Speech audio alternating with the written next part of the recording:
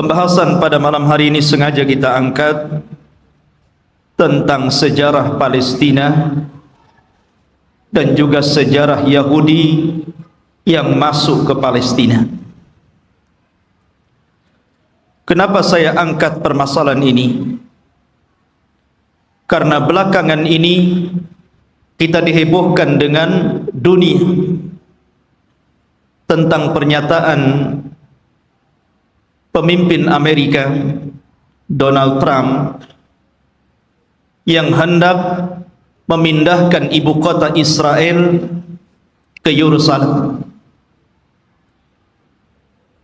dengan dalih dan alasan sejarah bahwa memang orang-orang Yahudi berhak untuk memiliki Palestina secara utuh. Karena mereka kemudian mengangkat sejarah, maka kita angkat sejarah. Karena sesungguhnya orang-orang Yahudi itu bukan orang-orang yang berhak mendapatkan tanah itu, karena mereka datang belakangan.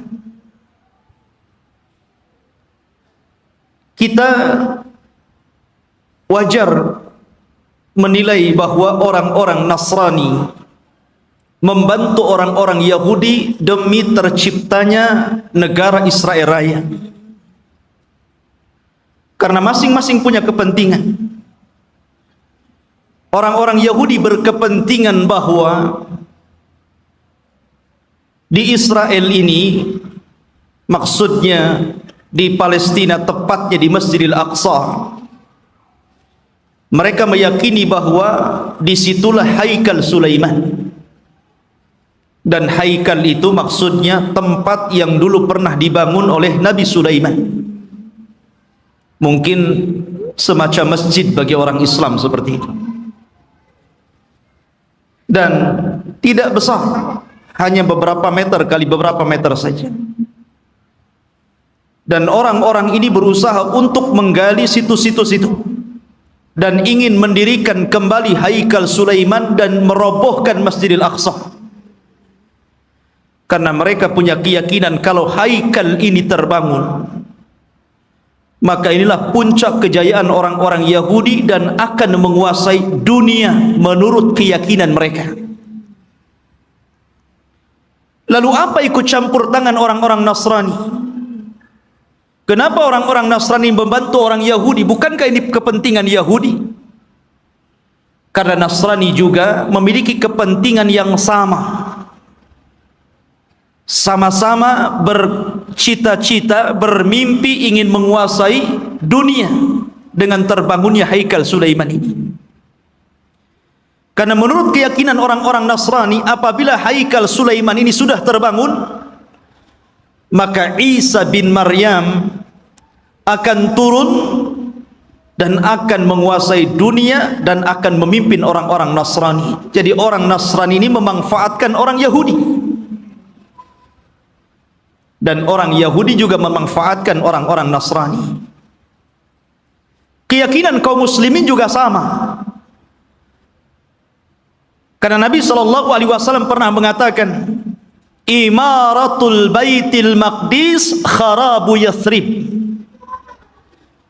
Kelak bahwa Baitul Maqdis akan menjadi pusat kekuatan kaum muslimin ketika Allah bangkitkan Al-Mahdi Al-Muntadhar Muhammad bin Abdullah, dan akan menguasai dunia. Jadi rupanya tiga agama ini punya kepentingan masing-masing. Yahudi punya kepentingan, Nasrani punya kepentingan, dan tentunya kita kaum muslimin juga punya kepentingan. Sama-sama bermimpi akan menguasai dunia. Tapi bagi umat Islam ini bukan mimpi, tapi ini sebuah kenyataan. Nabi SAW yang bersabda bahwa kelak kekuatan kaum muslimin akan menyatu di Syam, tepatnya di Palestina. Ma'asyiral muslimin rahimani wa rahimakumullah. Maka kita akan angkat sejarah Palestina dan juga sejarah orang-orang Yahudi ini. Sebelum saya angkat sejarah ini, saya ingin menjelaskan tentang fadail Palestina dulu. keutamaan negeri Palestina ini. Negeri Palestina, ikhwan, di situ ada satu kiblat yang dijadikan kiblat pertama dalam Islam. Karena ketika Nabi SAW salat, di awal salat sebelum Allah Subhanahu wa taala memalingkan kiblat, maka kiblatnya Rasul dan para sahabat menuju Baitul Maqdis. Barulah setelah kemudian Nabi SAW berdoa kepada Allah agar kiblat itu dialihkan ke Masjidil Haram. Turunlah ayat, qad nara taqalluba wajhika fis sama falanuwalliyannaka kiblatan tardaha fawalli wajhaka syatral Masjidil Haram. Baru setelah turun ayat ini, maka Nabi SAW kemudian menyuruh seluruh kaum muslimin sejak hari itu, bahkan sampai hari ini, bahkan sampai kiamat dibangkitkan, bahwa kiblat kita telah dirubah dari kiblatnya orang-orang Yahud menjadi kiblat kaum muslimin ke Baitullah Al-Haram. Dari sini menunjukkan bahwa ada sejarah bahwa Baitul Maqdis yang ada di Palestina adalah kiblatnya kaum muslimin. Dan Nabi SAW pernah di-Isra' Mi'rajkan oleh Allah dan sempat salat di Baitul Maqdis, bahkan menjadi imam bagi para nabi. Kemudian ikhwatu fiddin yang dimuliakan Allah Azza wa Jalla, negeri Palestina ini adalah negerinya para nabi dan rasul. Negeri ini adalah negerinya para nabi dan rasul. Negerinya Ibrahim alaihi salatu wassalam, negerinya Ishak, negerinya Ya'qub, negerinya Ismail dilahirkan di situ walaupun kemudian hijrah ke Mekah. Negerinya Daud alaihi salatu wassalam, negerinya Nabi Yusuf, negerinya Sulaiman, negerinya Yahya, dan para nabi banyak diutus di negeri ini. Jadi negeri ini adalah negerinya para nabi. Bahkan sebagian para nabi dikubur di sini. Seperti Ibrahim alaihi salatu wassalam dikubur di Khalil, Palestina. Kemudian juga Nabi Yusuf alaihi salatu wassalam dahulu dikubur di Mesir, tapi kemudian jasadnya dibawa ke Palestina dan dikubur di Palestina. Kemudian juga kuburannya Nabi Ishak alaihi salatu wassalam, kuburannya Nabi Ya'qub, Nabi Harun, Nabi Musa, seluruh para nabi ini dikubur di Palestina. Jadi ini memang negerinya para nabi, ikhwan. Negeri yang sangat suci, negeri tersuci ketiga setelah Mekah, Madinah, kemudian Syam. Dan Nabi SAW pernah bersabda, tuba lisyam, tuba lisyam, tuba lisyam. Kata Nabi SAW, beruntung orang-orang Syam itu, beruntung orang-orang Syam itu, beruntung orang-orang Syam itu. Kemudian sahabat bertanya, kenapa wahai Rasul? Karena Syam, para malaikat Allah mengepak-ngepakkan sayapnya di atas negeri itu. Dan Palestina bagian daripada negeri Syam. Ma'asyiral muslimin, kita tahu bahwa Masjidil Aqsa adalah memiliki keistimewaan yang sangat besar. Sebagaimana ketika Allah Subhanahu wa taala menyebutkan keistimewaan Masjidil Haram, kemudian Masjidil Nabawi, maka Masjidil Aqsa juga sama. Orang yang salat di situ sebanding dengan orang yang salat 500 kali salat di masjid-masjid yang lainnya. Ini keistimewaan yang sangat besar. Bahkan para nabi, para ulama, orang-orang saleh banyak berziarah ke masjid ini. Negerinya para ulama, negerinya kitab-kitab. Banyak para ulama yang kemudian terlahir di negeri Palestina. Kita tahu bahwa Imam Syafi'i lahir di mana? Di Gaza, Gaza Palestina. Di sana ada Al-Asqalan. Kita kenal dengan Al-Imam Ibnu Hajar Al-Asqalani. Asqalan Palestina. Jadi banyak para ulama dunia, bukan ulama kecil, ulama dunia, itu lahir di Palestina. Bahkan Nabi SAW melarang tidak boleh safar dalam rangka ibadah kecuali di 3 tempat: Masjidil Haram, Masjid Nabawi, dan Masjidil Aqsa. Kata Rasul, la tushaddur rihal illa ila thalathati masajid. Tidak boleh kalian melakukan safar dalam rangka ibadah kecuali di 3 masjid ini. Salah satunya Masjidil Aqsa. Bahkan Nabi SAW pernah berdoa, Allahumma barik lana fi syamina wa barik lana fi yamanina. Ya Allah, berkahi negeri Syam kami. Ya Allah, berkahi negeri Yaman kami. Di sini Rasul mendahulukan Syam kemudian Yaman, menunjukkan bahwa Syam lebih utama dibandingkan Yaman. Ini menunjukkan bahwa Syam negeri yang penuh berkah, Rasul yang mendoakan.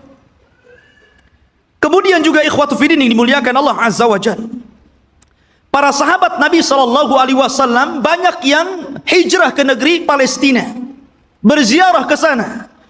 Di antaranya adalah Umar ibn al-Khattab radhiyallahu an, Abu Ubaidah Amir ibn al-Jarrah, kemudian juga Safiyah istri Nabi, Safiyah bintu Huyai, kemudian juga Mu'ad ibn Jabal, Abdullah ibn Umar, Salman al-Farisi, Abu Dhar al-Ghifari, kemudian Abu Hurairah radhiyallahu an, Bilal ibn Rabah, Amr ibn As, Muawiyah bin Abi Sufyan, dan banyak lagi para sahabat Rasul yang mereka hijrah dan berziarah ke negeri Palestina ini.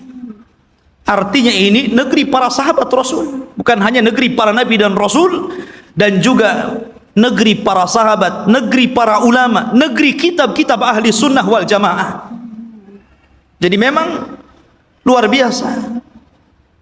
Bahkan negeri ini kelak akan menjadi berkumpulnya seluruh manusia, karena negeri ini disebut mahsyar.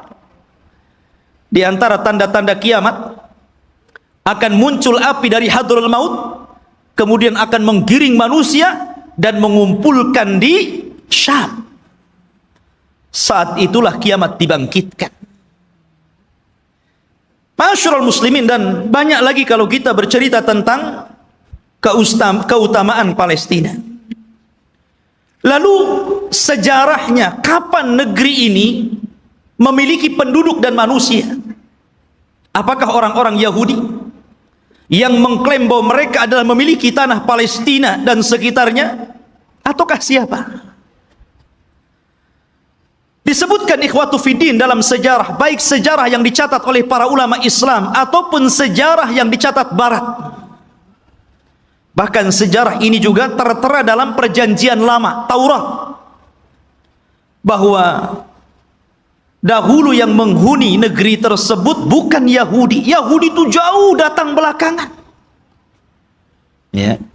Bagaimana mungkin kemudian Yahudi mengklaim bahwa itu adalah tanah mereka? Mereka datang belakangan. Mereka adalah umat yang terusir dari Mesir. Orang-orang Yahudi hidup di Mesir dari Bani Israel. Kemudian dibawa hijrah oleh siapa? Musa. Nabi Musa alaihi salatu wassalam yang membawa Bani Israel sampai ke Palestina. Jadi mereka itu datang belakangan. Lalu siapa yang pertama kali? Menurut situs sejarah ada yang mengatakan bahwa orang-orang yang menempati negeri itu adalah satu kabilah yang bernama Kan'aniyun. Kan'aniyun ini kabilah keturunan dari Syam ibn Nuh alaihi salatu wassalam. Artinya ini kabilah dari Jazirah Arab. Jadi orang Arab yang pertama kali memiliki tanah itu. Ya. Jadi dahulu ketika terjadi terjadi paceklik yang luar biasa di Jazirah Arab, sehingga banyak kelaparan dan meninggal, maka kemudian mereka mencari tanah untuk hidup, karena mereka sudah tidak bisa hidup lagi di Jazirah Arab. maka mereka pun berhijrah sampailah ke negeri yang hari ini disebut dengan Palestina.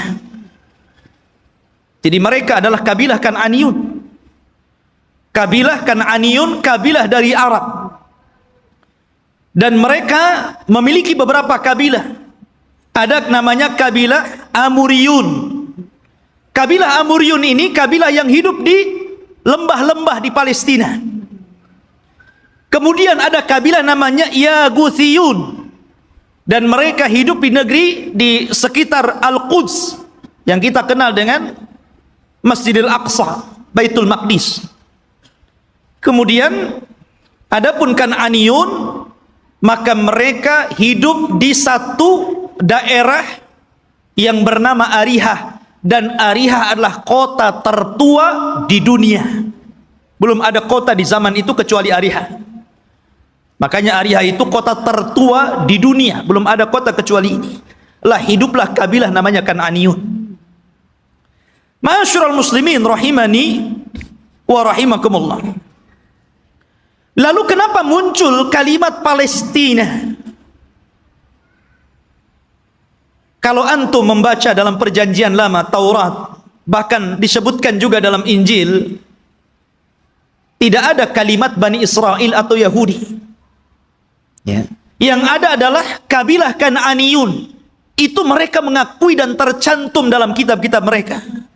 Enggak ada Bani Israel, enggak ada Yahudi, apalagi Yahudi datang belakangan gitu kan dibandingkan Bani Israel. Munculnya kabilah ini, kita tahu bahwa Palestina itu berdekatan dengan Mesir.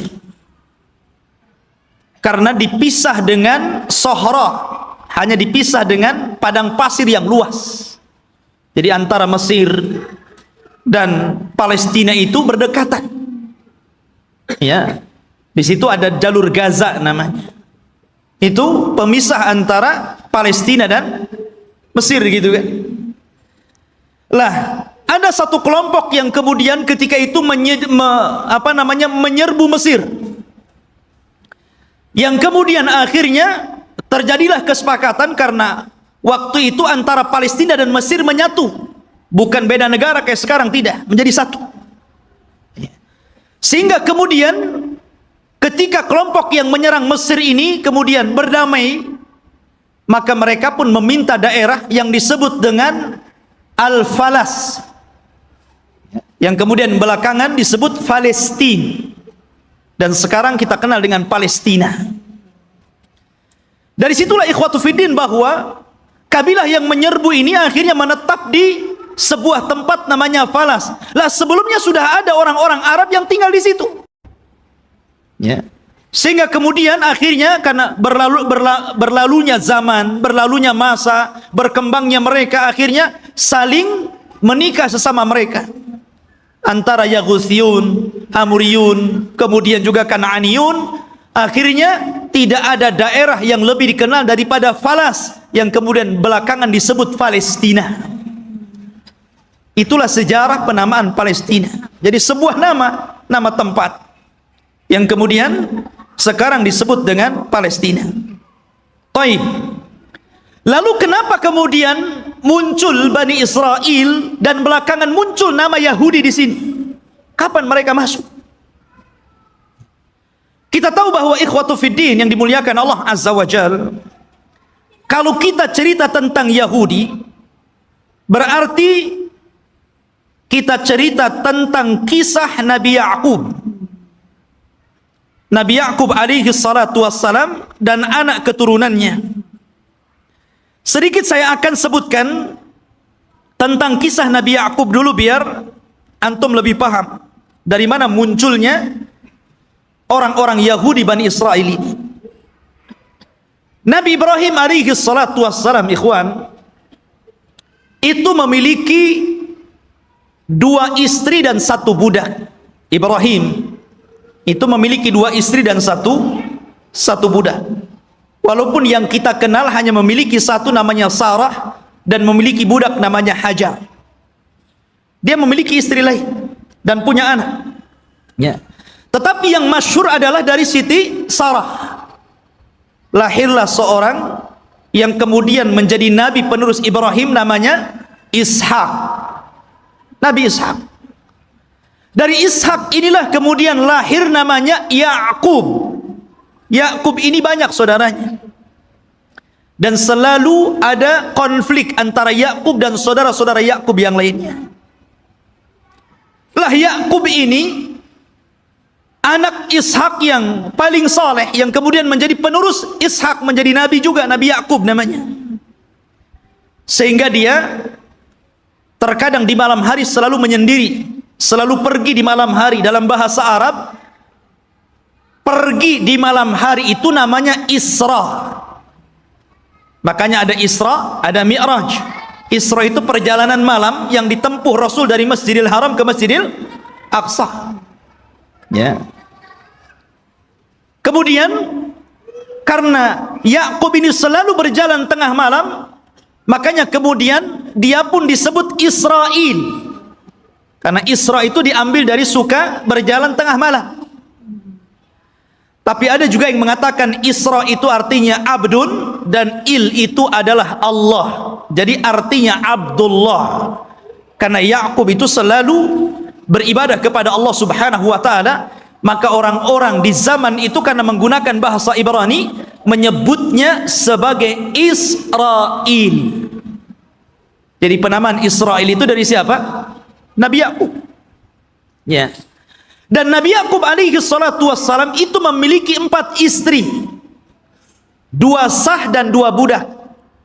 Maksudnya yang 2 sah istri dia dan 2 budak, dan semuanya melahirkan anak, sehingga jumlahnya menjadi 12.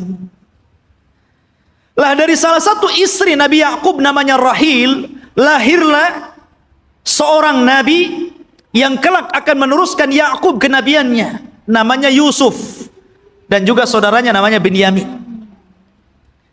Kita tahu bahwa sejarah ini ma'ruf, sering diceritakan kan. Yusuf dizalimi saudara-saudaranya, akhirnya kemudian dibuang ke sumur, kemudian dipungut oleh para pedagang, sampailah di Mesir, kemudian dibeli oleh para pejabat Mesir, kemudian belakangan menjadi bendaharawan Mesir. Dari sinilah kemudian Yusuf memborong seluruh keluarganya dari Palestina menuju Mesir. Tidak ada satupun keturunan Yakub yang tinggal di Palestina. Semua berangkat ke Mesir. Tidak ada satupun. Jadi 12 saudara Nabi Yusuf itu semuanya berangkat ke Mesir. Dan ditampung oleh Nabi Yusuf alaihi salatu wassalam karena dia telah menjadi pejabat besar di Mesir, bendaharawan, dan sangat dihormati oleh kerajaan Mesir ketika itu. Lah selama Nabi Yusuf hidup, maka Yakub dan anak-anaknya diberikan sebuah daerah, kemudian mereka hidup di situ, dan mereka mendapatkan fasilitas yang luar biasa disebabkan oleh Nabi Yusuf alaihi salatu wassalam. Maka beranak pinaklah orang-orang ini yang kemudian keturunan dari 12 putra Yakub disebut Bani Israil. Keturunan Israel, Nabi Yakub. Ya.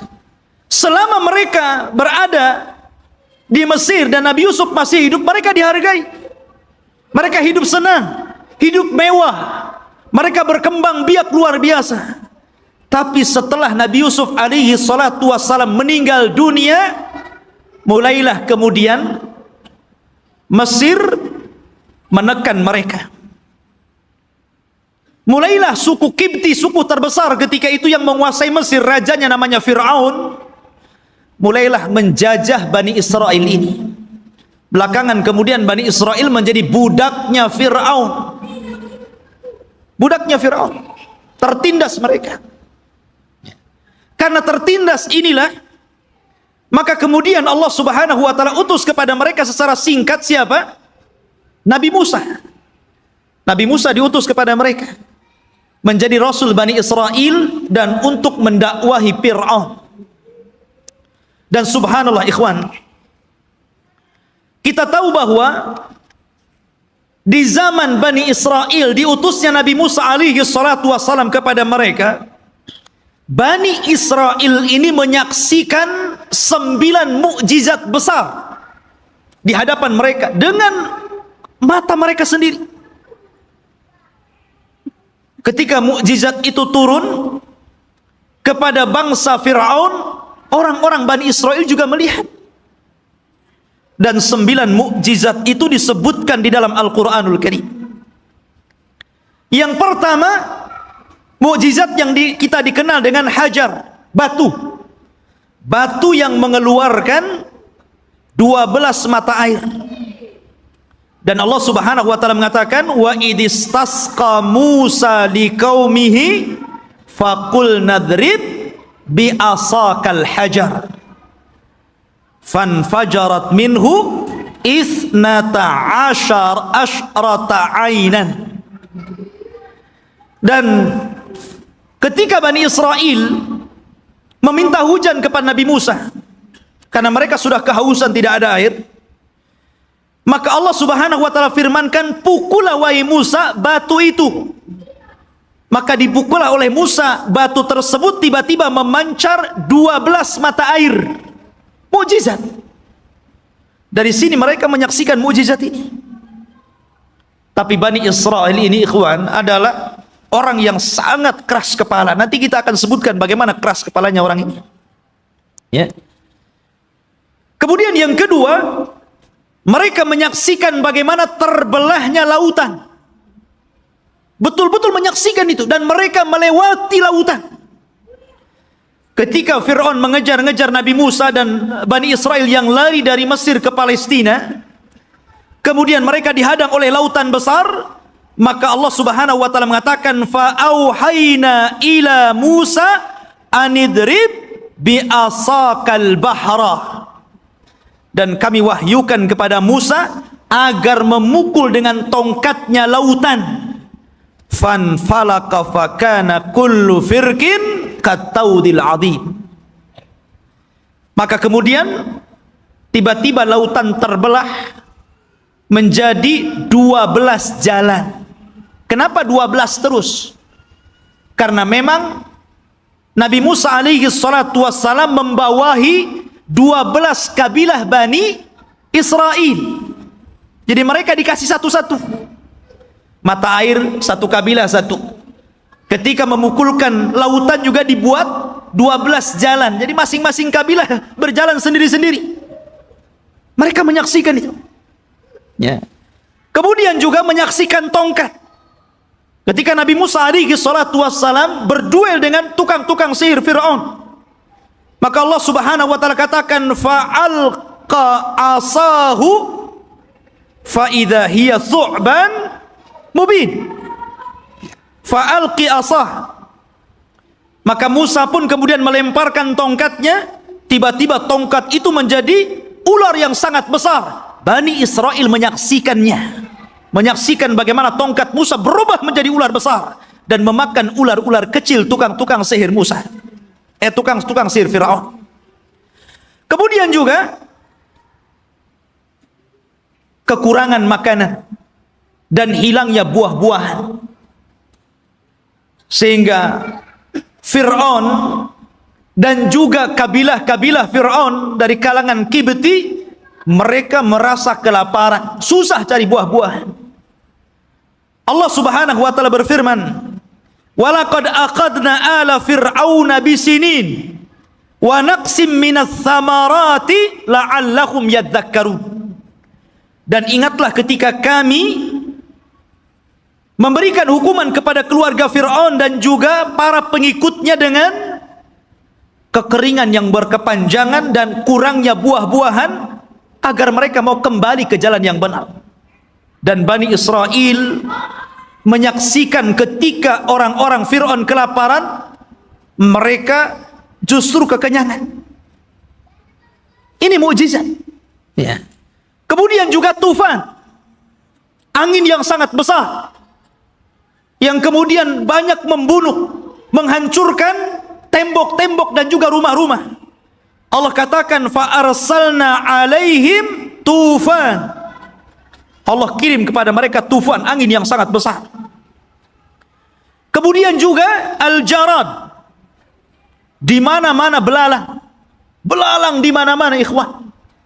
Di rumah-rumah, di dapur-dapur, bahkan di tempat tidur, belalang di mana-mana. Kemudian juga kumal kutu dan juga dafadi', katak dan kodok, di mana-mana ada kodok. Kemudian juga darah, di mana seluruh air bersih menjadi merah dan berdarah. Dan ini disaksikan Bani Israel dan juga orang-orang Fir'aun. Kemudian juga bagaimana tangan Nabi Musa yang bercahaya, dan banyak lagi mukjizat yang diberikan kepada Musa. Tapi sekali lagi saya katakan, ikhwan, bagaimana degilnya Bani Israel. Allah sudah tampakkan banyak mukjizat kepada mereka, tapi mereka kufur kepada Allah Azza wa Jalla. Kita perhatikan ketika Nabi Musa alaihi salatu wassalam berhasil menyeberangkan Bani Israel sehingga mereka mampu melewati lautan dan Allah tenggelamkan Fir'aun di Laut Merah. Mulailah kemudian ketika mereka melewati satu kabilah dan kabilah itu menyembah berhala, tiba-tiba satu di antara mereka datang kepada Musa dan mengatakan, ij'al lana ilahan kama lahum alihah. Hei Musa, jadikan untuk kami berhala-berhala sebagaimana mereka punya berhala untuk disembah. Lihat, Allah sudah tampakkan 9 mukjizat. Harusnya mereka makin beriman, kan begitu? Ini sudah diseberangkan, lihat ada orang nyembah berhala, minta pula berhala. Bani Israel, ikhwan. Inilah wataknya orang-orang Yahudi. Makanya Nabi SAW ketika perang Hunain kemudian melewati ada pohon yang di zaman jahiliyah selalu digantungkan pedang dengan keyakinan bahwa kalau mereka gantungkan pedang di situ, maka pedang itu akan ditransfer kekuatan, dan apabila dipakai, maka pedang itu akan mudah untuk membunuh musuh. Itu keyakinan orang musyrik tabaruk dengan pohon bidara. Maka sahabat mengatakan, ya Rasulullah, jadikan jugalah pohon sama seperti pohonnya orang-orang musyrik, biar sebelum perang kita gantungkan juga pedang kita di situ. Oh, Rasul marah. Allahu Akbar, kata Rasul. Kalian ini persis seperti Bani Israel yang mengatakan kepada Musa, jadikan untuk kami banyak berhala sebagaimana mereka banyak berhala. Lihat. Akhirnya kemudian Rasul marah dan mengatakan, innakum qaumun tajhalun, kalian ini bodoh. Sudah dikasih hidayah tauhid mau syirik pula. Tidak cukup ikhwatu fiddin.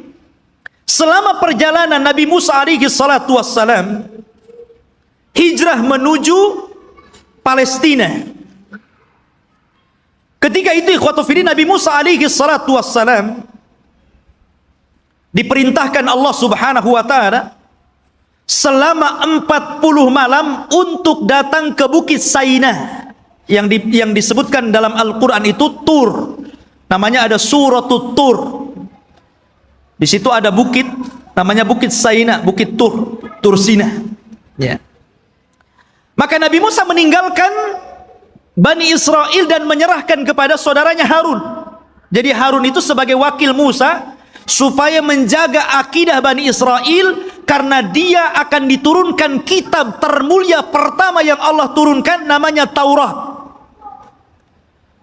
Nabi Musa berangkat menuju Tur.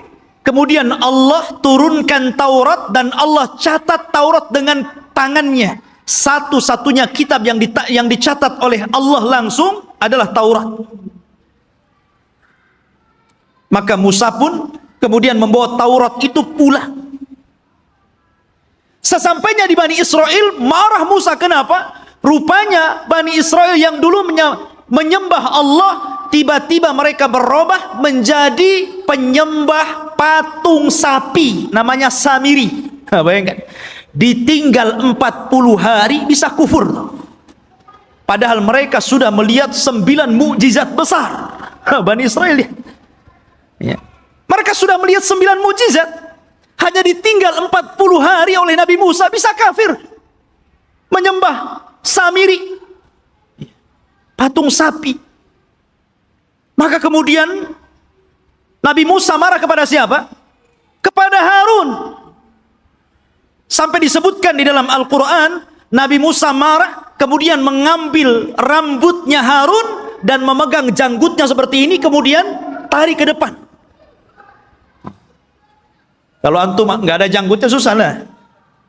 Pegang kepala, pegang janggut, kemudian ditarik sama Musa.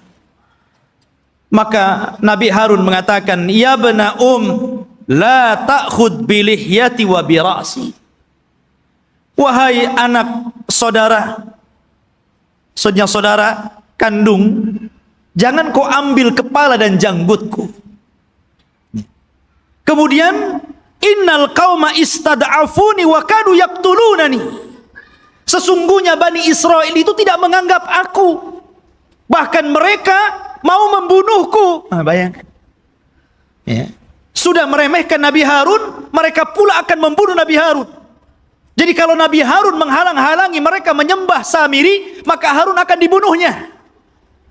Kata Harun, bisa apa aku? Ya. Maka kemudian Nabi Musa alaihi salatu wassalam diturunkan oleh Allah Azza wa Jal satu syariat agar mereka bertobat. Bagaimana cara bertobatnya? Mereka diberikan pisau dan agar mereka membunuh diri-diri mereka. Gara-gara mereka sudah beralih agama, menyembah Samiri. Dan Allah Subhanahu wa taala katakan, wa idz qala Musa liqaumihi ya qaumi innakum zalamtum anfusakum bittikhadikumul ijla fatubu ila bari'ikum faqtulu anfusakum. Dan ketika Musa berkata kepada kaumnya, hei kaumku, kenapa kalian mendolimi diri kalian? Kenapa kalian berubah keyakinan kalian? Kalian sembah Samiri, patung sapi itu.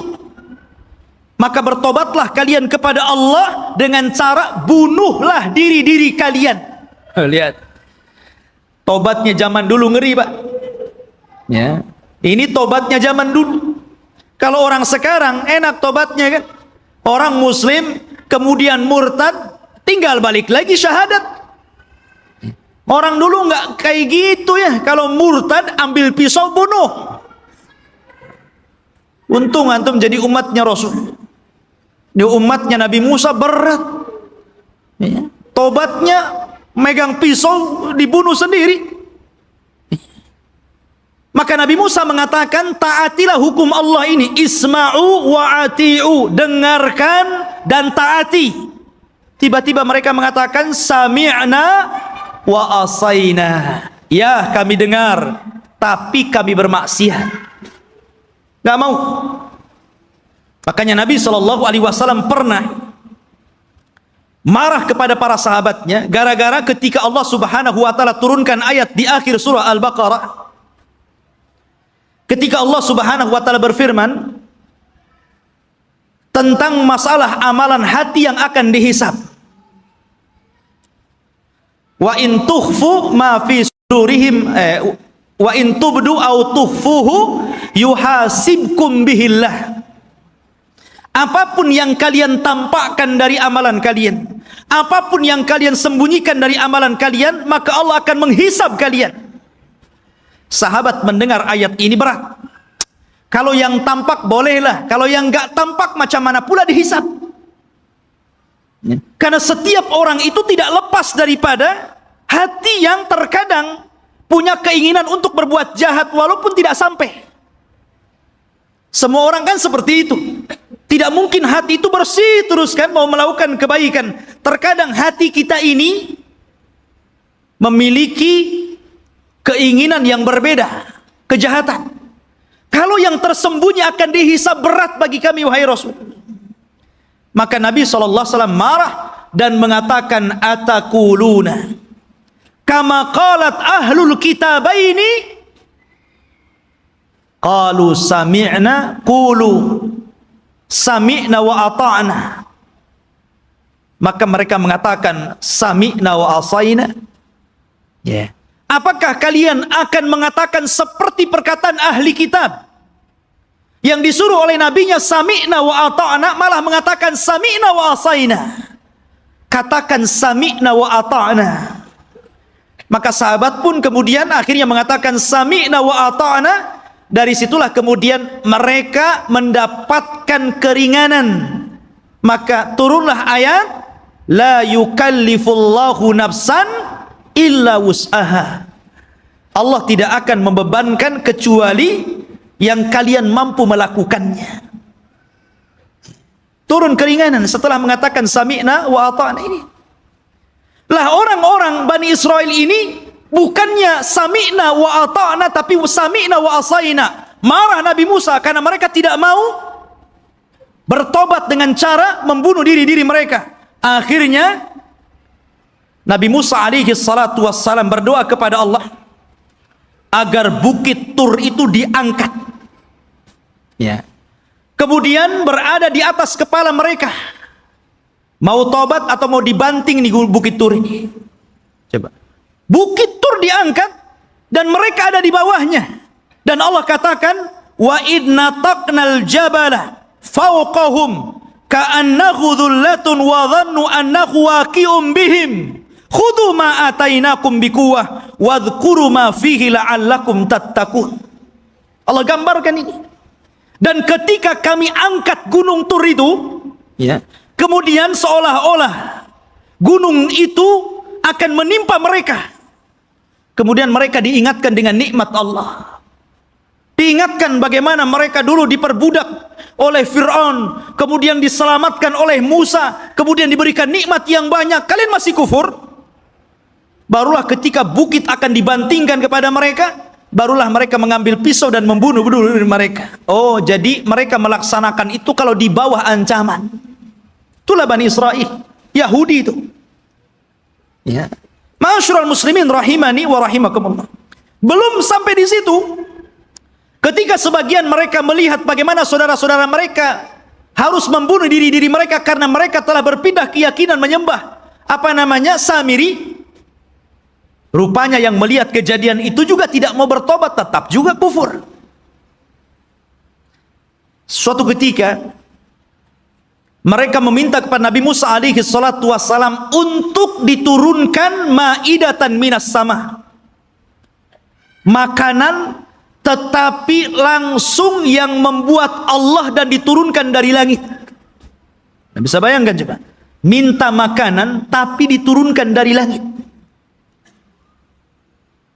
Apakah kemudian keinginan mereka ditolak? Tidak. Keinginan mereka dikabulkan. Subhanallah. Akhirnya diturunkan makanan namanya manna wassalwa. Manna, diturunkan makanan. Makanan itu jatuh dari langit. Kemudian bergantungan di pohon-pohon. Maka mereka tinggal naik, tinggal diambil makanan itu. Kemudian salwa, sejenis daging burung. Enak makanannya. Gimana enggak enak, langsung dari langit makanannya. Ya. Subhanallah. Akhirnya ikhwatu fiddin, mereka bosan. Asih makan itu saja, bosan akhirnya. Ya. Kemudian akhirnya karena bosan, maka mereka meminta kepada Nabi Musa alaihi salatu wassalam ingin sayur mayur. Bosan dengan ini katanya. Saya ingin sayuran, ada bawang merah, ada bawang putih. Ya. Sehingga mereka mengatakan wa id qultum ya Musa lan nasbiru ala ta'amin wahid. Dan ketika kalian berkata kepada Nabi Musa, "Hei Musa, kami tidak sabar dengan satu makanan ini saja. Saya minta makanan yang lain." Ya. Akhirnya mereka meminta kepada Nabi Musa itu sayur mayur, mimbakliha wa kithaiha wa fumiha wa adasiha wa basaliha.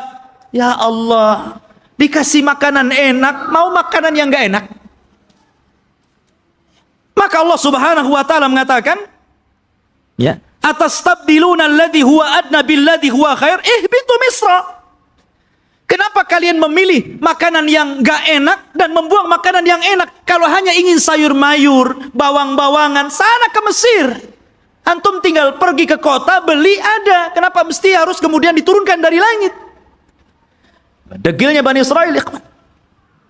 Ya, sudah Allah Subhanahu wa taala utamakan mereka, tetap saja mereka kufur kepada Allah Subhanahu wa taala.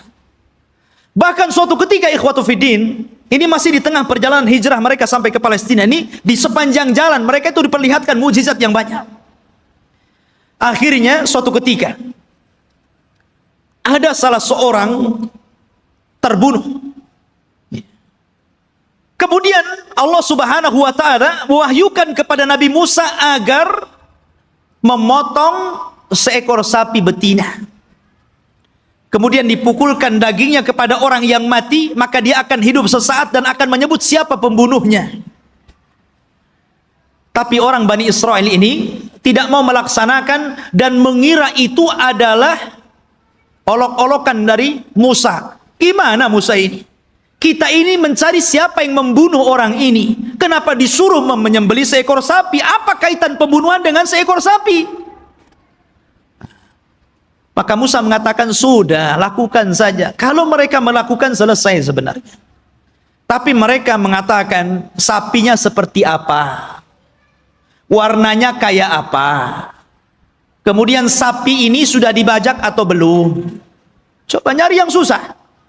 Ya. Akhirnya kemudian disifatkan tuh oleh Allah Subhanahu wa taala bagaimana sapinya. Sapinya safraun faqi'ul launuha tasurrun nadirin. Warnanya harus kuning mengkilat. Yang kalau orang lihat itu senang. Kan belum tentu ada orang senang. Ini harus senang kalau orang-orang melihat. Susah juga kan? Ya. Awanun baina dzalik. Harus enggak boleh tua, enggak boleh muda.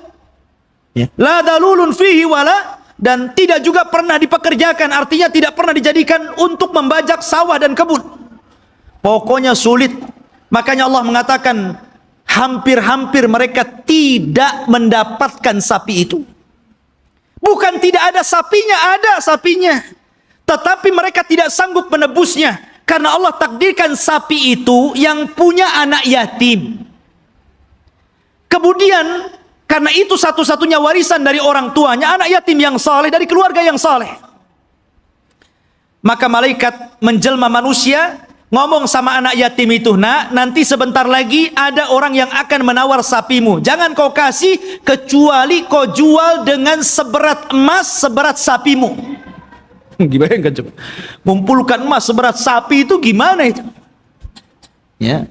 Akhirnya kemudian karena memang itulah syaratnya gitu kan, harus membeli sapi dengan seberat emas sebesar sapi, ya terpaksa orang-orang mengumpulkan apa yang diminta anak itu. Kaya anak ini kan gitu. Ya, coba. Seperti itu ta'annutnya orang-orang Bani Israel. Jadi memang, aduh, orang Bani Israel ini keras kepala. Jadi antum jangan kayak Bani Israel. Keras kepala. Ya. Bahkan setelah kejadian ini, betul-betul mendapatkan sapi, kemudian dipukulkan kepada orang mati dan hidup lagi, kemudian menyebut siapa pembunuhnya. Bukannya mereka bertobat dengan melihat mukjizat ini, bahkan summa qasat qulubuhum. Malah keras hatinya, ikhwan. Makin keras. Bahkan Allah mempermisalkan, kalau hati ini keras, batu loh, kalau terkena tetesan air bisa bolong, tapi hatinya Bani Israel lebih keras daripada batu. Bayangkan, itu Bani Israel. Seperti itulah orang-orang Yahudi. Akhirnya ikhwatu fiddin, setelah kemudian mereka pun berjalan jauh meninggalkan Mesir gitu kan. Ada sebuah kejadian, mereka tersesat. Mereka tersesat dan tidak bisa masuk dan meneruskan perjalanan. Karena ada satu wasiat Nabi Yusuf yang belum pernah mereka tunaikan. Di mana Nabi Yusuf itu berwasiat agar jasadnya dipindah dari Mesir dan dikubur di Palestina. Dan ketika itu tidak ada yang tahu di mana letak kuburan Nabi Yusuf alaihi salatu wassalam kecuali seorang nenek tua. Dan ini teringat dengan kisah Rasul ketika pulang dari peperangan. Ketika itu Nabi Shallallahu Alaihi Wasallam kehabisan bekal, kemudian singgah di salah satu perkampungan di perbatasan Madinah, perkampungan orang-orang Yahudi yang terusir dari Madinah karena berkhianat. Rupanya Rasul dijamu oleh seorang nenek Yahudi. Karena sudah kehabisan bekal, maka Rasul pun mampir dan diberikan jamuan yang luar biasa. Nabi itu tidak pernah melupakan kebaikan orang walaupun yang berbuat baik itu orang kafir. Karena balasan yang baik itu harus kebaikan, ikhwan. Orang kalau sudah berbuat baik kepada antum, telah memberikan jasa kepada antum, apakah berupa ilmu, berupa pendidikan, harusnya dibalas dengan kebaikan, bukan malah dizalimi orang tersebut. Ya. Lah, Nabi SAW tidak seperti itu. Walaupun yang berbuat baik orang kafir, dia akan berusaha untuk berbuat baik kepada orang yang telah berbuat baik kepada dia. Jadi dia ngomong sama nenek itu, "Nek, kamu sudah berbuat baik kepada saya. Kira-kira apa yang akan kau minta?" Karena Rasul kan baru pulang dari peperangan, banyak membawa harta ghanimah, harta rampasan perangan gitu. Kata nenek tersebut, "Karena engkau memintanya wahai Muhammad, aku ingin seorang pembantu. Berikan untukku pembantu agar aku bisa hidup tenang. Ada yang ngurus pembantuku." Maksudnya budak untuk membantu dirinya di rumahnya. Kata Rasul, "Baik, saya akan kasih. Apalagi, Nek?" Kata nenek tersebut, "Aku ingin seekor unta, agar kalau kemana-mana aku tidak jalan kaki. Aku kan punya kendaraan, dan unta di zaman itu, ikhwan, kendaraan yang mewah." Makanya Rasul SAW kalau mempermisalkan sesuatu itu pasti dengan unta. Kata Rasul kepada Ali, "Wahai Ali, kalau lantaran lisanmu ada satu orang dapat hidayah, lebih baik daripada unta merah." Karena unta merah itu kendaraan yang termahal. Sebutkan kendaraan hari ini termahal berapa miliar harganya, triliun begitu kan? Itulah unta merah.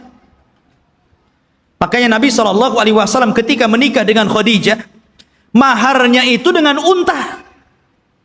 Ya, bukan dengan sapi, bukan dengan kambing, tapi dengan unta. Dan tidak tanggung-tanggung, 20 ekor unta. Itu maharnya Rasul. Dan semuanya betina. Di mana unta betina lebih mahal dibandingkan unta jantan. Anda bisa bayangkan satu unta itu, kalau antum membeli satu buah Avanza itu bisa. Berarti maharnya Rasul itu 20 mobil Avanza. Coba. Tapi saya yakin ibu-ibu paling diberi seperangkat alat sholat. Ya kan? Gak apa-apa bu, lebih senang karena apa? Kalau ada masalah dengan suaminya, kemudian terpaksa harus menggugat cerai, kan mudah mengembalikan maharnya kan? Perangkat alat sholat saja, ambil. Seperangkat alat sholat saja. Tapi kalau antum kasih 2 Avanza saja, bingung tuh istri antum mau gugat cerai itu kan. Ini dikembalikan di 2 Avanza, dari mana saya akan belikan gitu kan? Mikir dia. Ya. Nabi SAW nih memuliakan perempuan dengan unta. Maka nenek ini mengatakan, "Aku minta unta." Ya. Kata Rasul, "Mau apa lagi?" Dia mengatakan, "Berikan kepadaku kalban yahrusu ghanami." Aku pengen anjing, supaya anjing ini bisa menjaga kambing-kambingku. Kemudian minta apa lagi? Disebutkan satu-satu, nggak berhenti-berhenti nenek ini. Ya Allah, coba bayangkan. Ana datang ke rumah antum, kemudian antum kasih makan, kasih minum, oke lah, kenyang, dijamu luar biasa gitu kan. Selepas itu antum ngomong, "Ya sebagai balasan tolong Ustadz kasih saya Avanza, ya, kasih saya pembantu, kasih saya mesin cuci." Apa kan begitu? Masa seperti itu gitu balasannya? Mahal sekali. Maka Nabi mengingatkan kepada nenek itu, "Heh nenek, ya, apakah engkau lemah untuk menjadi seorang nenek di zaman Bani Israel?"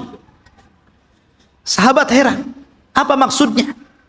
Rasul, apa maksudnya nenek di zaman Bani Israel itu? Kita masuk dalam cerita ini. Jadi ketika Nabi Musa mencari kuburan Nabi Yusuf, tidak ada yang tahu kecuali seorang nenek di zaman Bani Israel. Dia yang tahu di mana letak kuburannya. Maka Musa mengatakan, "Wahai nenek, tunjukkan kepadaku di mana kuburan Nabi Yusuf. Kami akan bawa jasadnya dan kami kubur di Palestina." Kata nenek tersebut, "Tunggu dulu, semua ada bayarannya." Ya. Nggak main tunjuk-tunjuk saja, ada bayarannya. Kata Nabi Musa, "Apa bayarannya? Sebutkan." Maka nenek ini mengatakan, "Ya Musa, inni uridul jannah." wa inni uridu ma'aka fil jannah. Wahai Musa, aku ingin sorga dan aku ingin bersama kamu di sorga. Subhanallah. Dia tidak ingin dunia. Tapi tentu ini lebih parah dibandingkan nenek di zaman Rasul, kan gitu. Di zaman Rasul dunia pengen unta kasih untai, ini minta sorga lebih tinggi lagi. Masa hanya nunjukkan kuburan Nabi Yusuf minta sorga? Ya Musa diam sajalah. Dia tidak punya sorga, apa yang mau dibuat?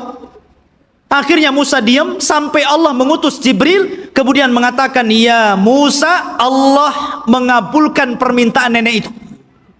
Baru Musa bersuara, ya, kalau begitu engkau akan jadi kawanku di sorga. Sekarang cepat tunjukkan di mana kuburannya.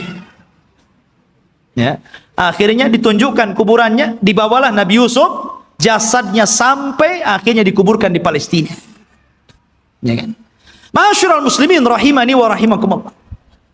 Kemudian ketika Nabi Musa alaihi salatu wassalam sudah dekat ke Baitul Maqdis, maksudnya ke daerah Palestina, sudah mendekati daerah Palestina ini, berada di tengah padang pasir. Karena saya katakan antara Mesir dan Palestina ini terpisah dengan padang pasir yang luas sekali.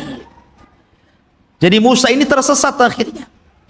Tapi kemudian Nabi Musa mendapatkan jalan setelah membawa jasadnya Nabi Yusuf dan hampir mendekati Palestina. Lah di Palestina itu, di negeri Arya, kan saya katakan dari awal sebelumnya sudah ada manusia di situ. Dari Kan'aniyun, Yaguthiyun, Amuriyun, sudah ada orang-orang di situ.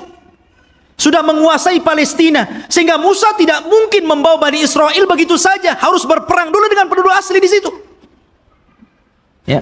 Maka kemudian Nabi Musa alaihi salatu wassalam meminta kepada Bani Israel untuk siap-siap perang.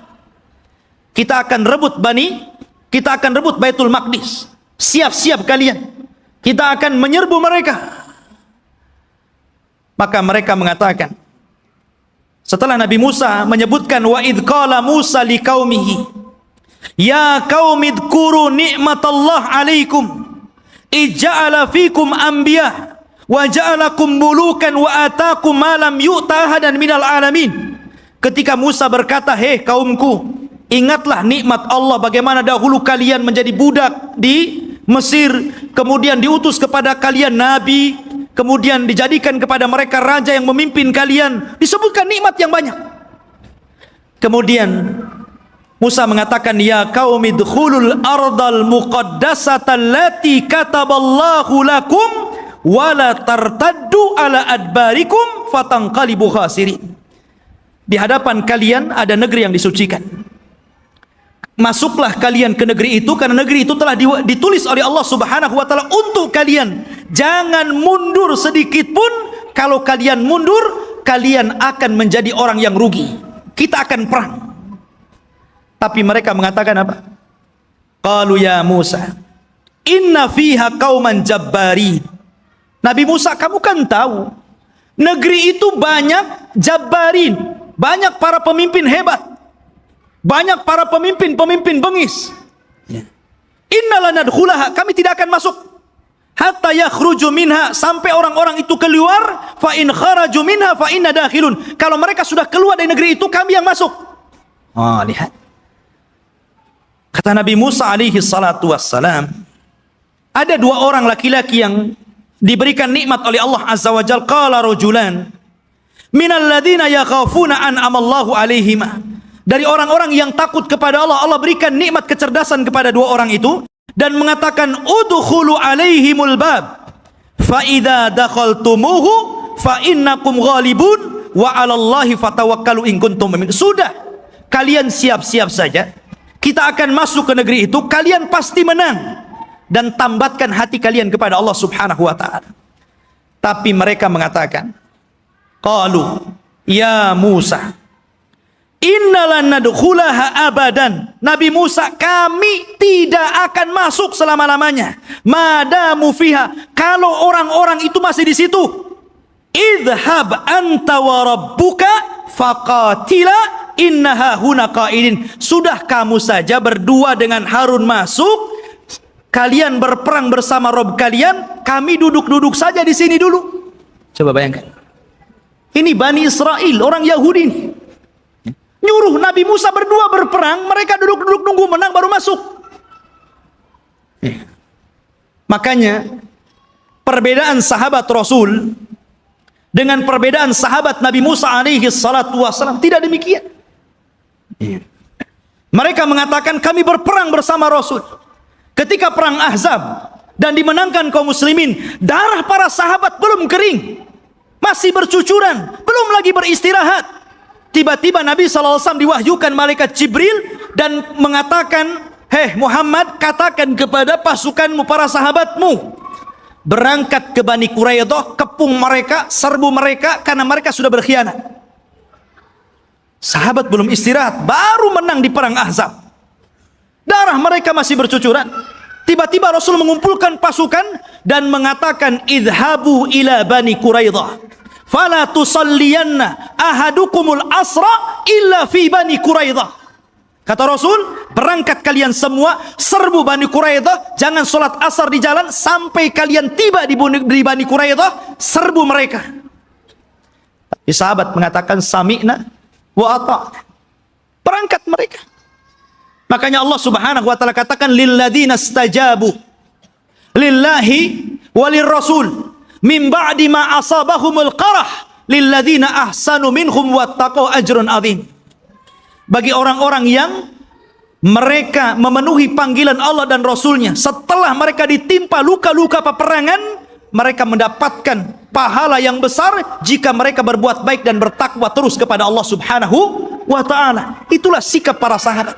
Berbeda dengan sahabatnya Nabi Musa. Justru mengatakan, engkau saja dengan Harun berperang bersama Tuhanmu, kami duduk-duduk di sini. Lihat bagaimana kurang ajarnya Bani Israel kepada Nabi Musa alaihi salatu wassalam. Maka Nabi Musa mengatakan, "Rabbi inni la amliku illa nafsi wa akhi." Wahai Rabb, aku tidak memiliki kecuali diriku dan saudaraku Harun. Fafruq bainana wa baina qaumil fasikin. Pisahkan kami dengan orang-orang yang fasik. Maka dengan sebab itu ikhwan, karena mereka sudah menentang Nabi Musa, maka mereka pun dibuat oleh Allah tidak tahu kemana harus berangkat. Jadi negeri itu tiba-tiba oleh Allah Subhanahu wa taala dikepung kabut, sehingga mereka tidak tahu jalan keluar harus kemana. Ya. Kalau mereka jalan ke sana, ujung-ujungnya balik lagi ke sini. Jadi mereka tidak bisa keluar dari situ. Disitulah Allah Subhanahu wa taala takdirkan Nabi Musa alaihi salatu wassalam meninggal dunia sebelum masuk ke negeri Al-Muqaddasah ini. Meninggal dunia Nabi Musa. Ya, setelahnya sebelumnya Harun, kemudian Nabi Musa alaihi salatu wassalam. Dan di situ ada kejadian yang luar biasa. Nabi Musa alaihi salatu wassalam difitnah oleh Qarun. Difitnah oleh Qarun. Ya. Dan kisah Qarun ma'ruf. Akhirnya belakangan ditenggelamkan oleh Allah Subhanahu wa taala ke dasar bumi dengan hartanya. Sehingga ada istilah harta Qarun katanya. Tapi yang jelas bahwa Nabi Musa meninggal dunia dan ketika itu digantikan oleh pembantunya namanya Yusha ibn Nun. Akhirnya dia pun diangkat menjadi nabi. Yusha bin Nun ini adalah kawannya Nabi Musa dan juga pembantunya. Dialah yang menemani Nabi Musa ketika mencari Khidir. Kemudian Nabi Musa belajar kepada Khidir. Dan kisah Musa dengan Khidir ma'ruf disebutkan dalam surah Al-Kahfi dan diisyaratkan, walaupun Khidir tidak ada namanya dalam Al-Quran tapi isyaratnya ada. Tapi yang jelas bahwa Yusha bin Nun lah yang kemudian berhasil membawa Bani Israel dan masuk ke Baitul Maqdis. Allah menangkan dalam peperangannya. Jadi Nabi Yusha inilah yang membawa pasukan kemudian berperang dan berhasil menguasai Baitul Maqdis. Dari sini menunjukkan bahwa Bani Israel ini mereka menjajah, bukan asli situ. Mereka datang dari Mesir dengan Nabi Musa, kemudian Nabi Musa meninggal, diganti oleh Yusha bin Nun, kemudian merebut Palestina dan mereka menjadi tinggal di situ. Jadi Palestina bukan milik orang Yahudi. Mereka yang menjajah di situ. Ya. Barulah kemudian Yusha bin Nun masuk ke Masjid Al-Aqsa yang sekarang disebut dengan Baitul Maqdis, sekarang Masjid Al-Aqsa. Disitulah Allah Subhanahu wa taala memerintahkan kepada Yusha ibn Nun, karena ketika itu ikhwan, peperangan ini sangat sengit. Ya.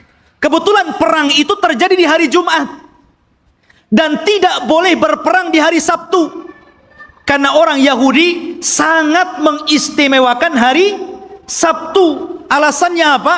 Karena hari Sabtu itu hari cutinya Allah. Kenapa Allah cuti? Karena Allah lelah. Setelah menciptakan langit dan bumi, diawali hari Ahad dan diakhiri hari Jumat, Allah lelah, maka Allah beristirahat.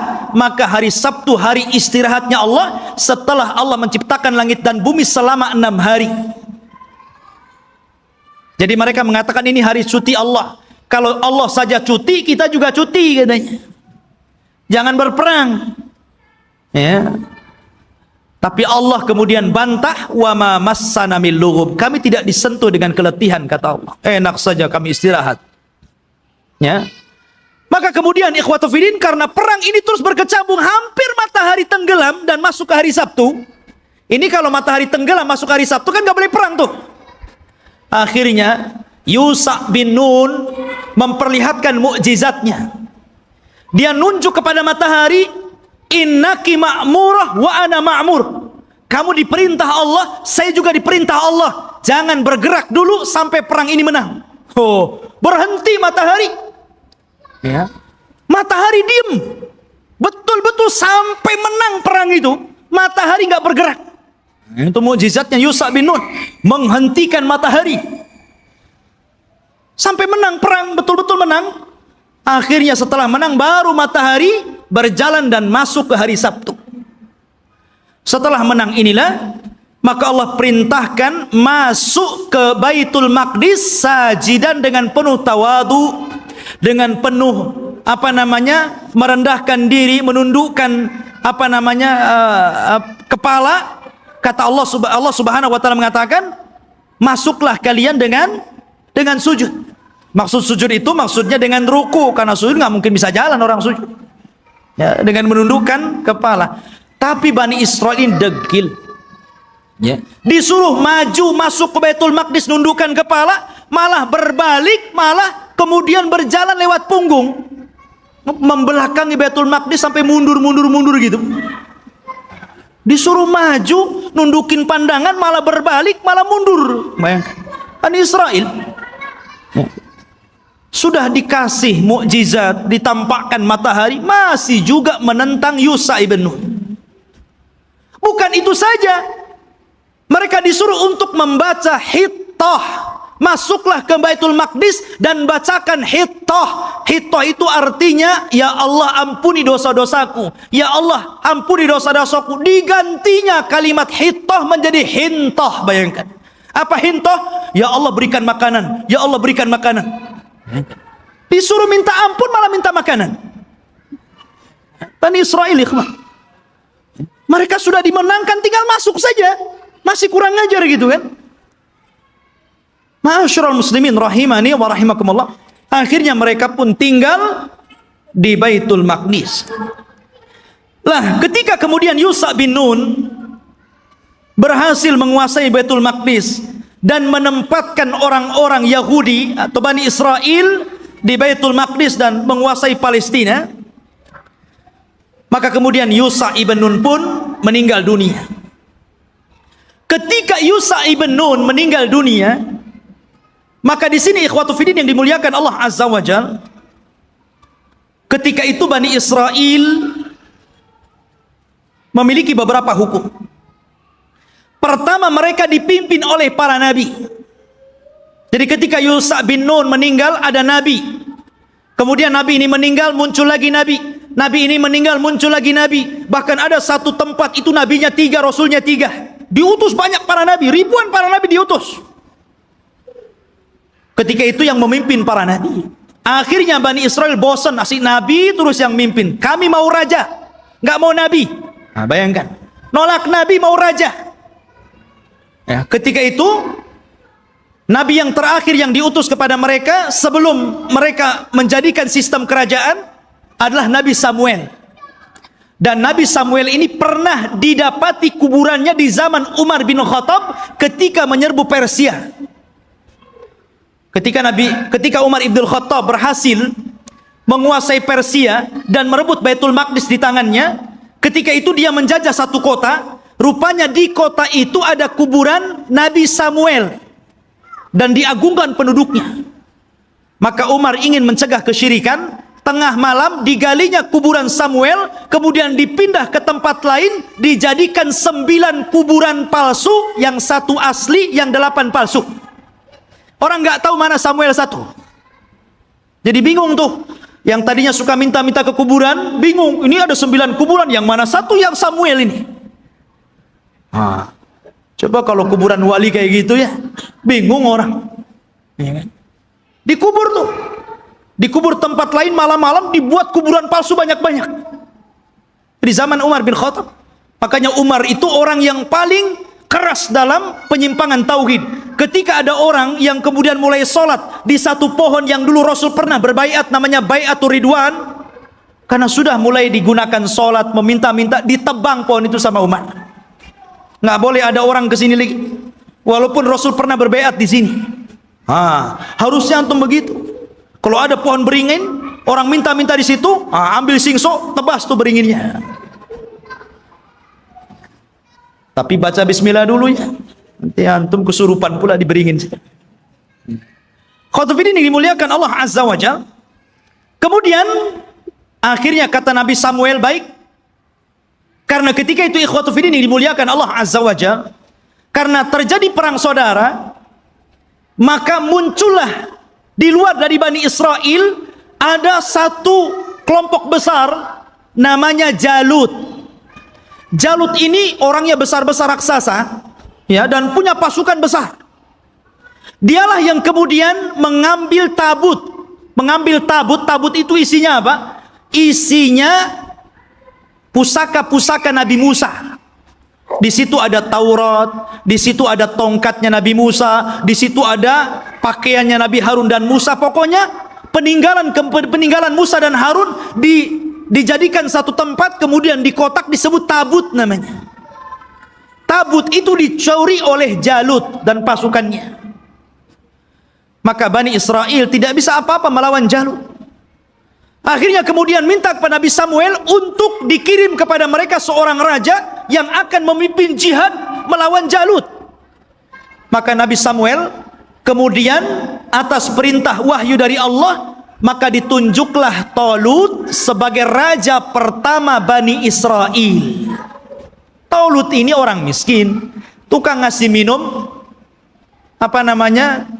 keledai, pengembala, ya kan? Kata Bani Israel, masa si Talut jadi raja? Siapa si Talut itu kan gitu?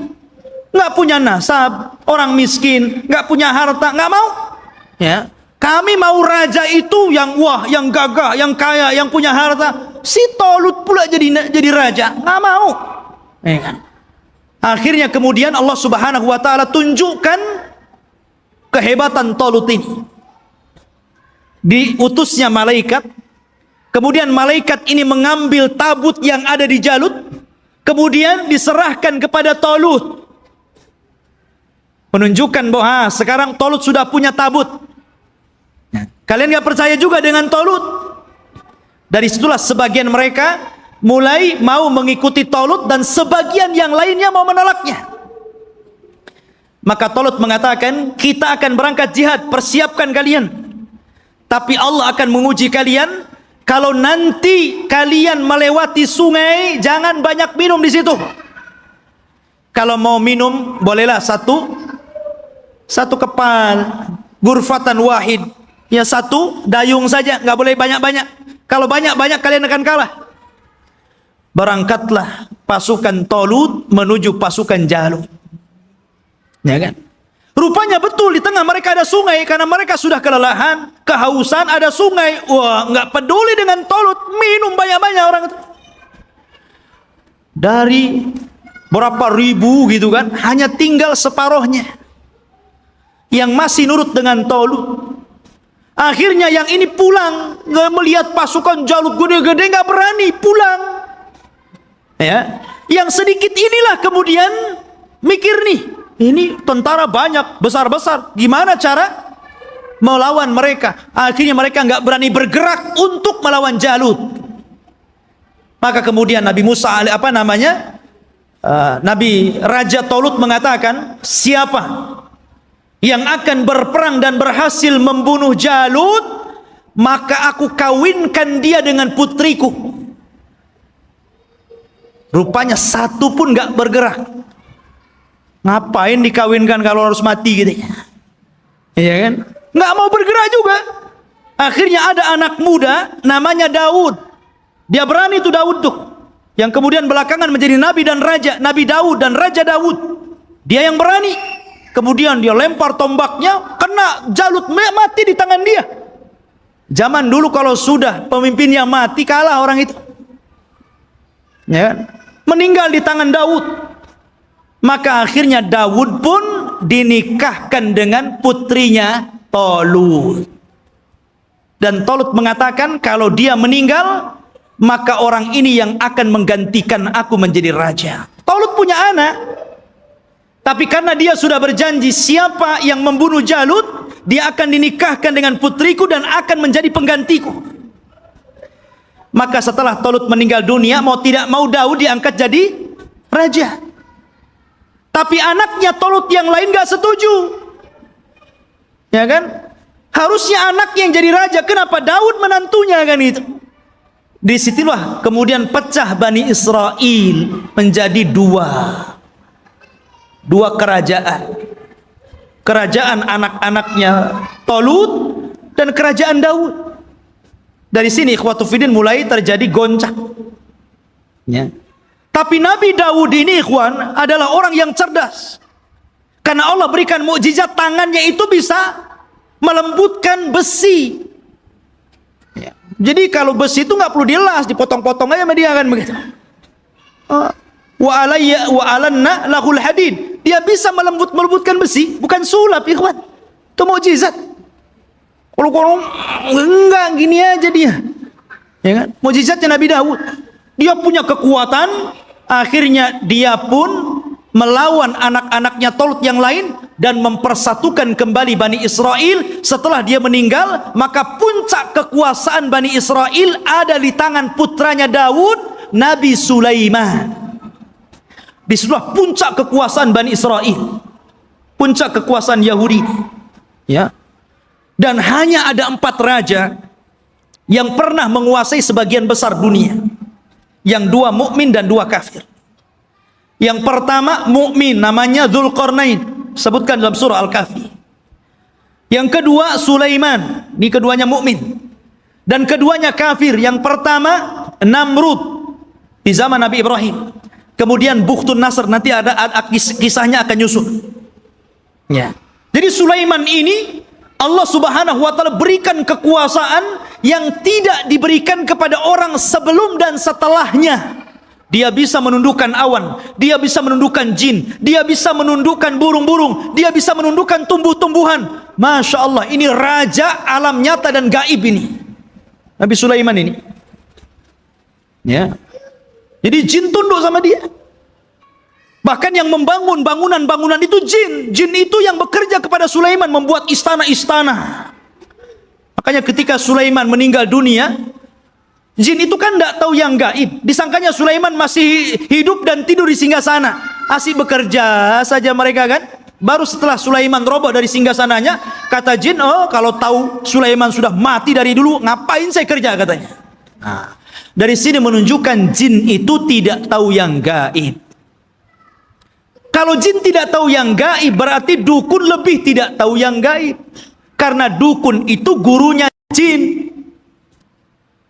Mereka itu para pendusta, nggak usah dibenarkan. Benarnya 1, dustanya itu 1000. Ya. Ma'asyiral muslimin rahimani wa rahimakumullah. Maka Sulaiman inilah puncak kekuasaan, dan di zaman Sulaiman ini beliau membangun 1 tempat ibadah menggantikan tabut, namanya Haikal Sulaiman, yang sekarang menjadi mimpi orang Yahudi. Haikal Sulaiman, mimpinya orang Yahudi itu sampai hari ini. Sulaiman membuat haikal. Dialah yang pertama kali meninggikan Masjidil Aqsa. Jadi kalau Ibrahim meninggikan Masjidil Haram, kalau Masjidil Aqsa ditinggikan oleh Sulaiman. Dan ketika dia mendirikan Masjidil Aqsa, maka dia meminta kepada Allah tiga. Satu, agar Allah memberikan hukum yang sesuai dengan hukum Allah.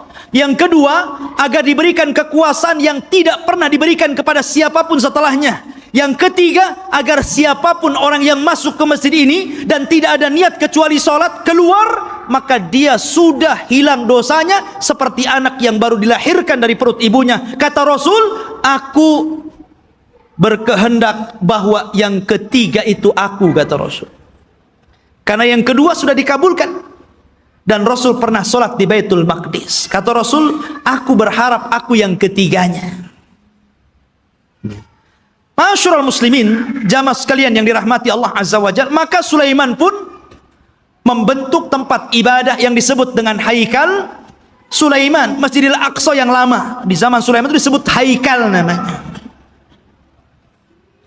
Baru kemudian roboh, kemudian dibesarkan, akhirnya menjadi besar. Lah Yahudi ini ingin mencari itu.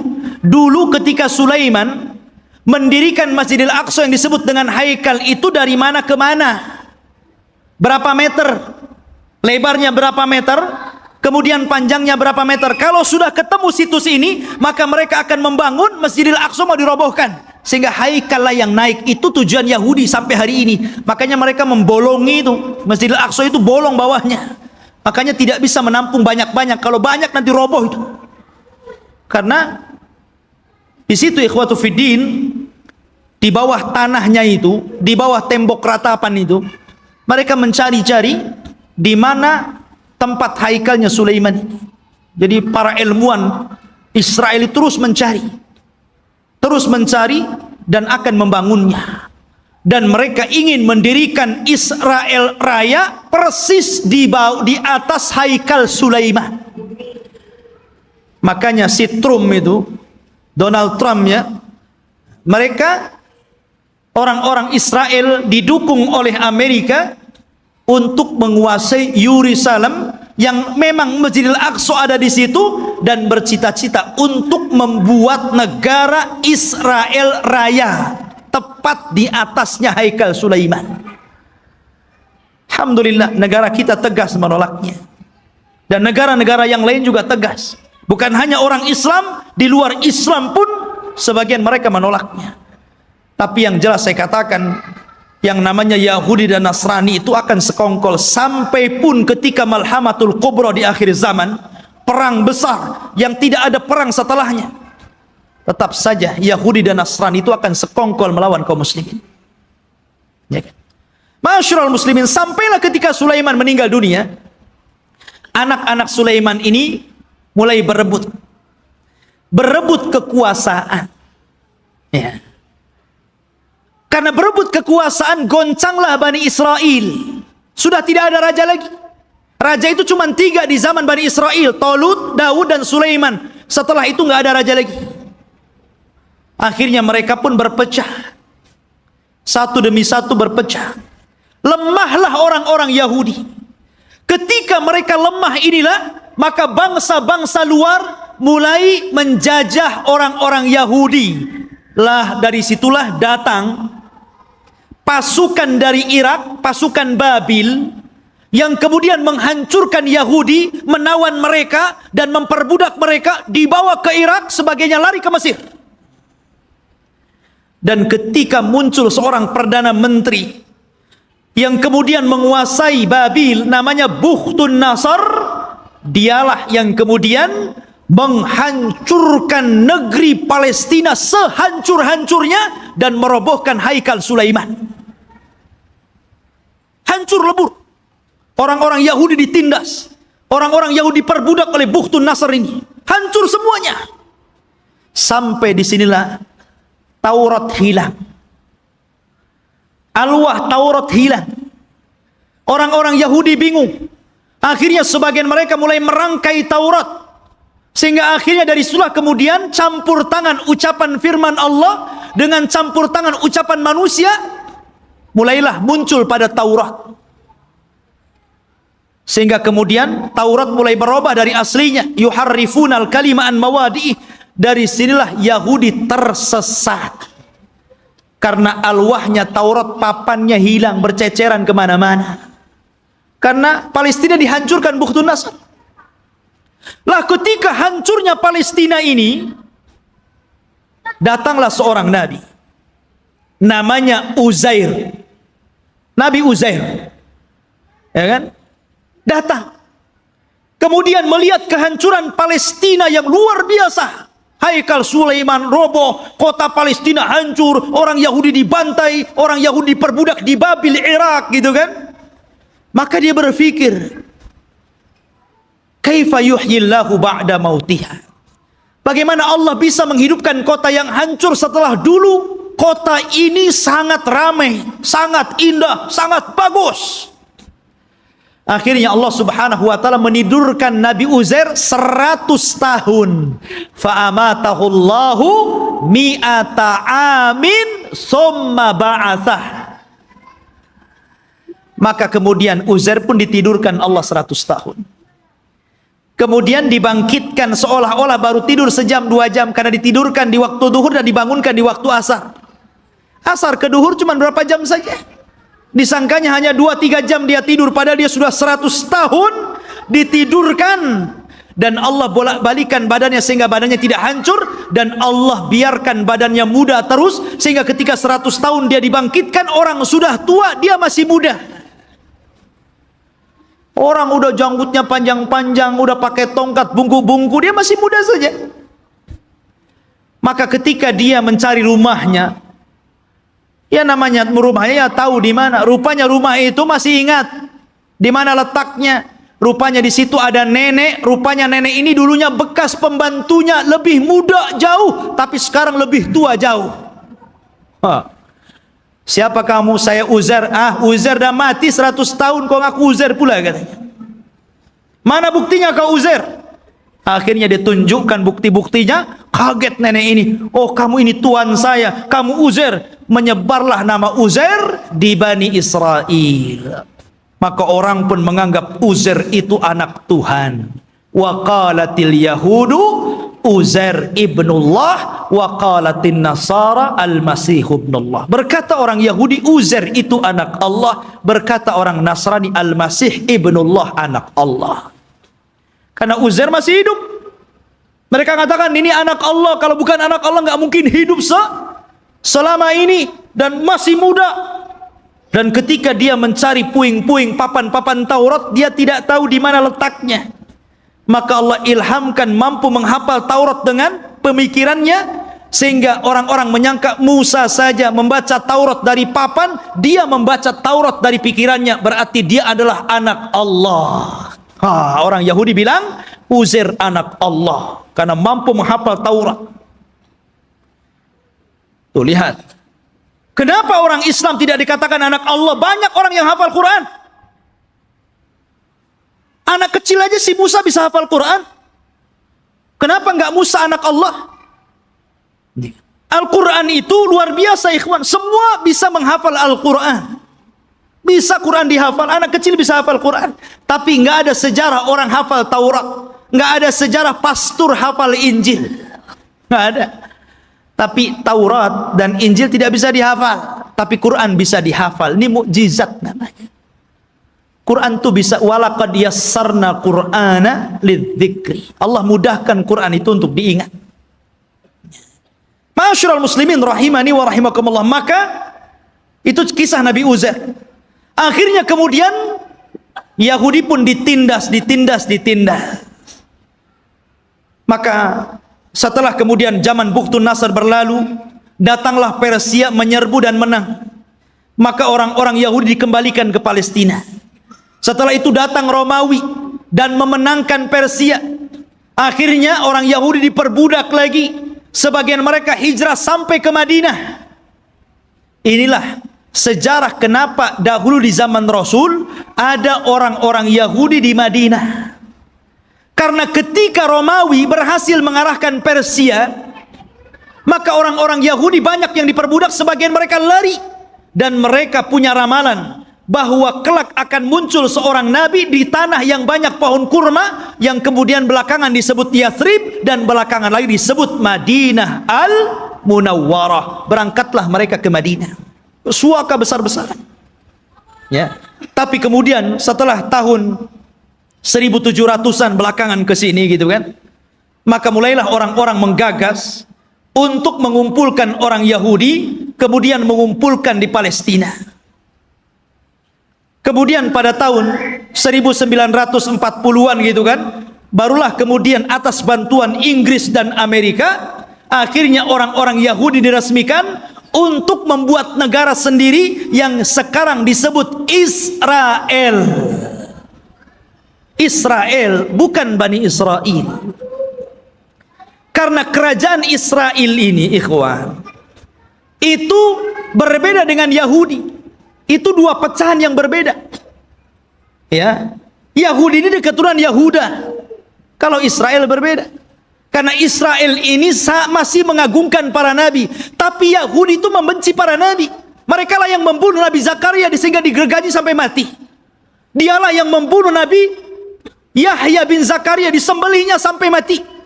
Dia pula mengklaim sudah membunuh Nabi Isa bin Maryam dan mengatakan anak zina dan dibunuhnya. Walaupun Al-Quran mengingkari terbunuhnya Isa dan mengatakan Isa tidak dibunuh, Isa disalib, Isa tidak disalib, dan Isa diserupakan bahkan dia diangkat ke langit. Tapi orang Yahudi mengklaim sudah membunuh Isa. Itulah kisahnya orang Yahudi. Jadi orang Yahudi yang sekarang ini hanya sandiwara orang-orang itu, orang-orang kafir, orang-orang Inggris dan Amerika saja. Mereka membuat cerita bahwa seolah-olah itu adalah tanah mereka. Demi Allah, sejengkal pun bukan tanah Yahudi. Bagaimana kemudian Donald Trump mengumumkan untuk memindahkan ibu kota Yerusalem sebagai ibu kota Israel dan akan mendirikan Israel Raya di atas Baitul Maqdis? Maka kita harus bangkit, ya. Nggak bisa seperti itu. Satu jengkal pun mereka nggak punya tanah. Bagaimana mungkin kemudian mereka mengklaim ini tanah Yahudi? Dan di akhir zaman, yang mereka ramalkan memang akan menjadi kenyataan. Mereka meramalkan setelah Haikal Sulaiman terbangun, maka akan diutus kepada mereka Imam Mahdi yang ditunggu-tunggu, namanya Dajjal. Nah, Dajjal itulah Imam Mahdi yang ditunggu-tunggu mereka. Makanya kita lihat simbol Zionis itu simbol mata. Ya, karena Dajjal itu cuma satu matanya di sini. Makanya kemudian mereka menganggap bahwa itu Imam Mahdi mereka yang mereka tunggu. Makanya dalam Islam pun dibenarkan, karena kelak Dajjal itu akan diikuti 70.000 Yahudi Asfahan. Mereka akan mengikuti Dajjal. Tapi Dajjal tidak bisa diperangi oleh Imam Mahdi karena terlalu kuat, pengikutnya banyak. Makanya kemudian Imam Mahdi terkepung di sebuah bukit. Akhirnya mereka pun harus kemudian bersembunyi di Bukit Tur sampai Allah turunkan kepada mereka Isa bin Maryam, dan itu cita-citanya Nasrani. Jadi Nasrani ini mereka meyakini bahwa Isa akan turun. Isa yang mereka yakini sudah disalib dan sudah dibunuh, kemudian dihidupkan kembali setelah 30 hari, kemudian diangkat ke langit dan akan diturunkan di akhir zaman. Ini Nasrani ngakui. Dan Nasrani mengakui bahwa Isa ini kelak akan membunuh Dajjal dan akan memimpin dunia, dan dunia akan dikuasai Nasrani. Padahal Isa turun hanya tugasnya membunuh Dajjal, mematahkan salib, membunuh babi, dan menegakkan hukum sesuai dengan hukum Imam Mahdi yang notabene mengikuti ajaran Islam. Karena dia sholat di belakang Imam Mahdi. Isa turun di malam hari di waktu subuh. Ketika itu orang-orang sudah putus asa melawan tentara Dajjal. Maka Isa mengatakan, aku berikan 3 pilihan kepada kalian, kepada tentaranya Imam Mahdi yang tinggal sedikit itu. Aku berdoa kepada Allah agar Allah kirimkan tentara lain bukan kalian, supaya mereka yang menghancurkan Dajjal, dan Dajjal akan meninggal. Yang kedua, atau aku berdoa kepada Allah untuk dikirim bencana besar agar Dajjal terkena bencana dan pasukannya, sehingga kalian diselamatkan tanpa harus berperang. Atau yang terakhir, kita perang, saya pimpin kalian. Dan saya akan berdoa kepada Allah agar pasukan Dajjal tidak sanggup mengangkat senjata, kalian tinggal penggal lehernya, aku yang menghadapi Dajjal. Kata mereka yang ketiga enak nampaknya. Ya. Akhirnya mereka pilih yang ketiga. Berangkatlah setelah sholat subuh, mereka tinggal menggal kepala. Orang Yahudi, Nasrani dan para pengikut Dajjal nggak bisa apa-apa. Akhirnya mereka kalah, tunggang langgang, lari bersembunyi di batu. Batu bicara, hei ini Yahudi di belakang, bunuh dia. Lari di mana-mana, di setiap tempat dia sembunyi, makhluk Allah bicara di situ. Kecuali satu pohon yang tidak mau bicara, namanya pohon Gharqad. Hadis ini bocor kepada orang Yahudi, sehingga Yahudi nanam banyak-banyak pohon Gharqad di Israel, tapi sayang kemarin kebakaran. Nanam lagi dari awal. Ma'asyiral muslimin rahimani wa rahimakumullah. Gharqad ini nggak mau ngomong. Ya, makanya orang Yahudi, Gharqad ini bukan cemara, memang bentuknya kayak cemara, tapi cemara bukan Gharqad. Ya. Nanti antum pula lihat cemara ditebangnya. Ini pohonnya Yahudi, nanti Yahudi sembunyi di sini katanya. Bukan, Gharqad lah, bukan cemara. Ya. Intinya ikhwatu fiddin yang dimuliakan Allah Azza wa Jalla, maka Dajjal berhadapan dengan Nabi Isa, dan Isa pun berhasil membunuh dan membawa kepalanya. Kemudian diberitahu kepada orang-orang bahwa dia telah membunuh Dajjal.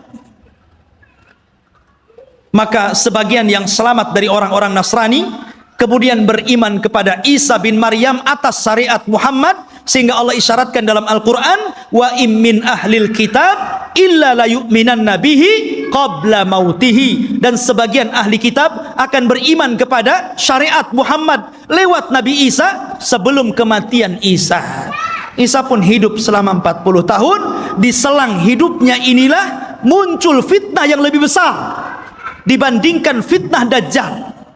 Fitnah apa? Munculnya satu kabilah yang bernama Ya'juj dan Ma'juj dari keturunan Yafis ibn Nuh alaihi salatu wassalam. Satu kaum yang tidak bisa diperangi, tidak bisa dibunuh, pasukan mereka banyak. Satu dari kita 999 dari mereka. Anda bisa bayangkan. Jadi kalau kita melawan mereka, jadi satu dari kita melawan 999 dari mereka. Bayangkan. Sehingga ketika Allah azab dengan mengutus ulat, dan mereka mati semua dengan ulat tersebut, bangkai mereka rata, sehingga setiap satu jengkal di tanah ada bangkainya.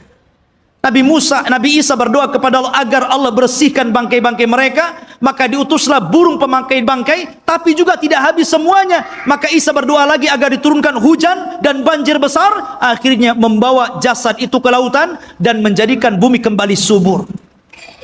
Maka dari situlah mulailah berlangsung tanda-tanda alamat besar.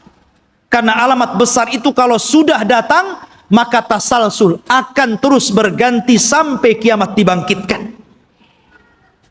Oleh karena itulah ikhwatu fiddin, inilah kisah Palestina dan Yahudi. Semoga menjadi pencerahan dan pengetahuan bagi kita. Semoga Allah Subhanahu wa taala mendoakan saudara-saudara kita yang ada di Palestina dan menggagalkan keinginan orang-orang kafir untuk menjadikan Yerusalem sebagai ibu kota Israel yang akan dibentuk sebuah negara Israel Raya. Mimpi mereka, tapi kita umat Islam tidak akan setuju dengan itu.